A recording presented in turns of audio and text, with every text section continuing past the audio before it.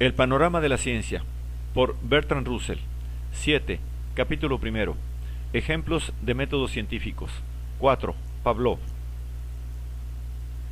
Cada nuevo avance de la ciencia en un nuevo dominio ha engendrado una resistencia análoga a la encontrada por Galileo, pero cada vez con menos vehemencia. Los tradicionalistas han esperado siempre que en alguna parte se descubrirá una región a la que resultará inaplicable el método científico. Después de Newton, abandonaron, desesperados, los cuerpos celestes. Después de Darwin, la mayoría de ellos admitió el hecho amplio de la evolución, aunque continúan sugiriendo, aún al presente, que el curso de la evolución no va guiado por fuerzas mecánicas, sino que ha sido dirigido por un propósito determinado de antemano. Así, la tenia ha adoptado su forma actual, no porque de otra manera no hubiera podido sobrevivir en los intestinos humanos, sino porque realiza una idea fraguada en el cielo y que forma parte de la mente divina. Como dice el obispo de Birmingham, el repugnante parásito es el resultado de la integración de mutaciones. Es, al mismo tiempo, un ejemplo exquisito de adaptación al medio y es moralmente repugnante. Esta controversia no está del todo concluida, aunque puede caber poca duda de que las teorías mecánicas de la evolución prevalecerán por completo antes de poco tiempo. Un efecto de la doctrina de la evolución ha sido impulsar a los hombres a conceder a los animales alguna parte, por lo menos, de los méritos que ellos reclaman para el Homo sapiens. Descartes sostenía que los animales son meros autómatas, mientras los seres humanos tienen libre albedrío. Opiniones de esta clase han perdido hoy su plausibilidad, aunque la doctrina de la evolución repentina, Emergent Evolution, que consideramos en un capítulo posterior, ha sido ideada para rehabilitar la opinión que establece diferencias cualitativas entre los hombres y los demás animales. La fisiología ha sido el campo de batalla entre los que consideran sometidos al método científico todos los fenómenos y los que esperan que entre los fenómenos vitales hay algunos, por lo menos, que exijan un tratamiento místico. ¿Es el cuerpo humano una mera máquina regida toda ella por los principios de la física y de la química? Así se cree por lo general, aunque existen aún procesos que no son bien comprendidos. ¿Acaso en ellos se esconde un principio vital? De este modo, los campeones del vitalismo fraternizan con la ignorancia. No ahondemos mucho, piensan ellos, en el conocimiento del cuerpo humano. No vayamos a descubrir, para desilusión nuestra, que no lo entendemos. Cada nuevo descubrimiento hace menos plausible este punto de vista y restringe el territorio aún abierto a los oscurantistas. Hay algunos, sin embargo, que consienten en someter el cuerpo a los cuidados tiernos del hombre de ciencia, siempre que puedan salvar el alma. El alma, como sabemos, es inmortal y tiene percepción del bien y del mal. El alma, si pertenece al justo, tiene conocimiento de Dios, aspira a altas cosas y está impregnada por un soplo divino. Siendo este el caso, no puede, seguramente, estar gobernada por las leyes de la física y de la química, o en general por ninguna ley. Por eso, la psicología ha sido más obstinadamente defendida por los enemigos del método científico que cualquier otra rama del conocimiento humano. Sin embargo, la psicología se está haciendo científica. Muchos hombres han contribuido a este resultado, pero nadie en mayor proporción que el fisiólogo ruso Pavlov. Pavlov, que aún vive, nació el año 1849 y ha dedicado la mayor parte de su vida trabajadora a la investigación de la conducta de los perros.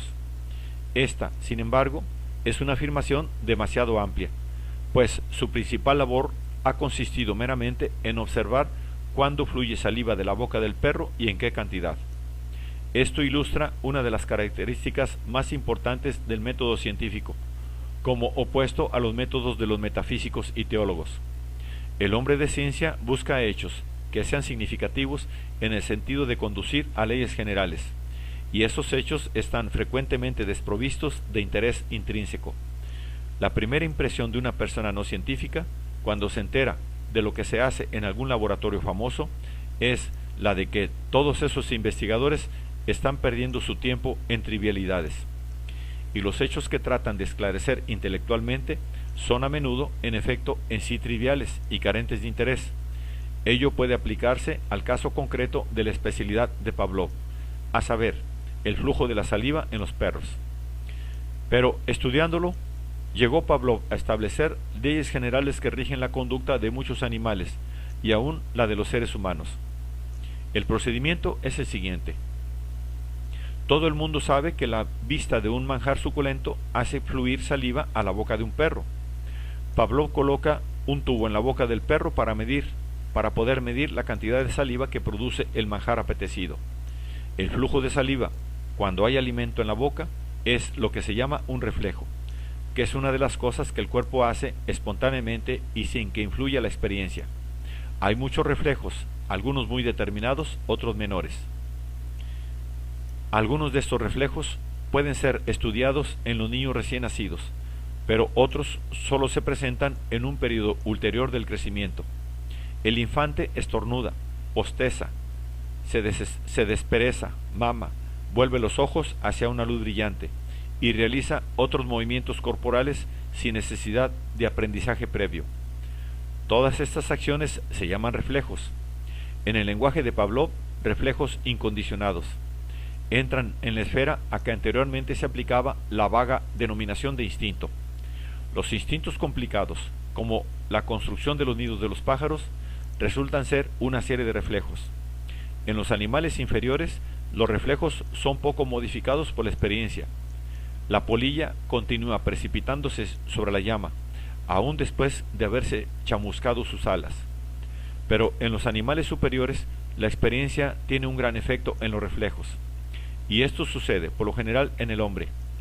Pavlov estudió el efecto de la experiencia en los reflejos salivares de los perros. La ley fundamental en este asunto es la ley de los reflejos condicionados. Cuando el estímulo para un reflejo incondicionado ha sido muchas veces acompañado o precedido inmediatamente por algún otro estímulo, este otro estímulo por sí solo producirá, en ocasión oportuna, la respuesta que fue originada en un principio por el estímulo al reflejo incondicionado. El flujo de saliva es originariamente producido por la presencia del alimento en la boca. Más tarde se produce por la vista y olor del alimento, o por cualquier otra señal que precede habitualmente a la toma de alimento. En este caso tenemos lo que se llama un reflejo condicionado. La respuesta es la misma que en el reflejo incondicionado, pero el estímulo es uno nuevo, que se ha llegado a asociar con el estímulo original a través de la experiencia. Esta ley del reflejo condicionado es la base de lo que los antiguos psicólogos llaman asociación de ideas, de la comprensión del lenguaje, del hábito y prácticamente de todo lo que es debido a la experiencia. Apoyándose en esa ley fundamental, Pavlov ha producido experimentalmente todo género de complicaciones. Emplea no solo el estímulo del alimento agradable, sino también el de ácidos desagradables, de suerte que pueda suscitar en el perro tanto respuestas de repugnancia como respuestas de aproximación. Habiendo formado un reflejo condicionado por una serie de experimentos, puede proceder a contenerlo por otra. Si una señal dada es seguida algunas veces de resultados agradables y otras de desagradables, el perro es susceptible de sufrir al final una crisis nerviosa. Se torna histérico o neurasténico y, en realidad, en enfermo típico mental. Pavlov no lo cura haciéndolo reflexionar sobre su infancia o haciéndole confesar una pasión culpable por su madre, sino con reposo y bromuro. Relata Pavlov una historia que deberá ser estudiada por todos los educadores. Tenía un perro a quien siempre le enseñaba una mancha circular de luz brillante antes de darle alimento y una marcha elíptica antes de aplicarle una corriente eléctrica. El perro aprendió a distinguir claramente los círculos de las elipses, gozando con los primeros y evitando las últimas con espanto. Pavlov disminuyó entonces gradualmente la excentricidad de la elipse, haciéndola cada vez más parecida a un círculo. Durante largo tiempo, el perro continuó distinguiendo claramente ambas figuras. A medida que la forma de la elipse se fue aproximando más y más a la del círculo, obtuvimos más o menos rápidamente una diferencia delicada, cada vez más acentuada. Pero cuando utilizamos una elipse cuyos dos ejes estaban en la relación de 9 a 8, es decir, una elipse casi circular, todo cambió. Obtuvimos una nueva diferenciación delicada, que siempre permaneció imperfecta y que duró 2 o 3 semanas. Después, no solo desapareció espontáneamente, sino que originó la pérdida de todas las diferenciaciones anteriores, incluyendo las menos delicadas. El perro, que antes permanecía quieto en su taburete, estaba ahora constantemente forcejeando y aullando. Fue necesario elaborar de nuevo todas las diferenciaciones, y las menos delicadas exigieron ahora mucho más tiempo que la primera vez. Al intentar obtener la diferenciación final, se repitió la vieja historia, esto es, todas las diferenciaciones desaparecieron y el perro cayó de nuevo en un estado de excitación. Temo que un procedimiento similar sea harto corriente en las escuelas y constituya la causa de la aparente estupidez de muchos escolares. Pavlov opina que el sueño es en esencia lo mismo que la inhibición, siendo una inhibición general en vez de específica. Basándose en su estudio de los perros, acepta la opinión de Hipócrates de haber 4 temperamentos, a saber, colérico, melancólico, sanguíneo y flemático. El flemático y el sanguíneo los considera como los tipos más sanos, mientras el melancólico y colérico son susceptibles de desórdenes nerviosos. Encuentra que sus perros pueden dividirse en estos 4 tipos y cree que lo mismo es verdad para los seres humanos. El órgano por medio del cual tiene lugar el aprendizaje es la corteza cerebral, y Pavlov se considera a sí mismo como ocupado en el estudio de la corteza. Es un fisiólogo y no un psicólogo, pero sostiene la opinión de que, tratándose de animales, no puede haber psicología tal como nosotros la deducimos por introversión al estudiar los seres humanos. Con los seres humanos no parece que llega tan lejos como el doctor Juan B. Watson. La psicología dice, en cuanto concierne al estado subjetivo del hombre, tiene un derecho natural a la existencia. Para nuestro mundo subjetivo es la primera realidad con la que nos enfrentamos. Pero, aunque sea concedido el derecho a la existencia de la psicología humana, no hay razón para que no discutamos la necesidad de una psicología animal. En lo que atañe a los animales, es un behaviorista puro, en el sentido de que no podemos saber si un animal tiene conocimiento o, en caso de tenerlo, cuál sea la naturaleza de este conocimiento. Con respecto a los seres humanos, a pesar de su concesión teórica a la psicología introspectiva, todo lo que tiene que decir está fundado en su estudio de los reflejos condicionados, y es evidente que, por lo que toca a la conducta del cuerpo, su posición es enteramente mecanicista. No se puede negar que sólo el estudio del proceso físico-químico que tiene lugar en el tejido nervioso nos dará una teoría real de todos los fenómenos nerviosos, y que las fases de este proceso nos proporcionarán una explicación completa de todas las manifestaciones externas de la actividad nerviosa y de sus relaciones mutuas. La siguiente cita es interesante, no sólo por ilustrar su posición en este punto, sino por mostrar las esperanzas idealistas para la raza humana que basa en el progreso de la ciencia. Al comienzo de nuestro trabajo y durante mucho tiempo después, sentíamos el apremio de la costumbre, que nos invitaba a explicar nuestro resultado por medio de interpretaciones psicológicas. Cada vez que la investigación objetiva encontraba un obstáculo, o cuando era detenida por la complejidad del problema, se originaban recelos muy naturales respecto a la corrección de nuestro nuevo método. Gradualmente, con el progreso de nuestra investigación, estas dudas se hicieron menos frecuentes, y ahora estoy profunda e irrevocablemente convencido de que por este camino se encontrará el triunfo final de la mente humana sobre su problema supremo, el conocimiento del mecanismo y las leyes de la naturaleza humana. Sólo de este modo puede venir una felicidad completa, verdadera y permanente. Dejemos a la mente elevarse, de victoria en victoria, sobre la naturaleza que la rodea. Dejémosla conquistar para la actividad y la vida humana, no sólo la superficie de la tierra, sino todo lo que existe entre la profundidad de los mares y los límites superiores de la atmósfera. Dejémosla mandar para su servicio la energía prodigiosa que fluye de una parte del universo a la otra. Dejémosla aniquilar el espacio para la transferencia de sus pensamientos. Con todo, la misma criatura, impulsada por poderes tenebrosos a guerras y revoluciones, con sus horrores, produce por sí misma incalculables pérdidas materiales y pena indecible, y retrocede a estados bestiales. Sólo la ciencia exacta de la propia naturaleza humana y la aproximación más sincera a la misma, con la ayuda del omnipotente método científico, librarán al hombre de su melancolía presente y le purgarán de su vergüenza contemporánea en la esfera de las relaciones interhumanas.